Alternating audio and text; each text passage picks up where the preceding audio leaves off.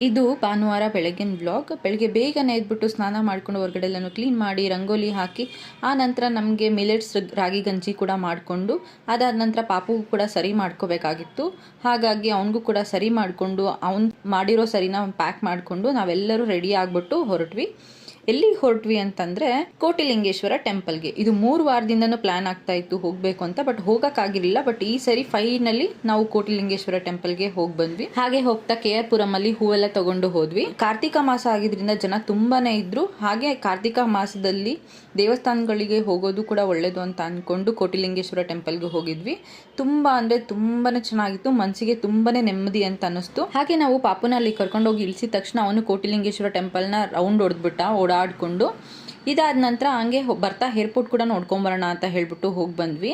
Airport terminal 2 ನಾನು ನೋಡಿರಲಿಲ್ಲ. ತುಂಬಾ ಚೆನ್ನಾಗಿದೆ, ಅದು ಕೂಡ ನೋಡ್ಕೊಂಡು ಬಂದ್ವಿ. Thanks for watching.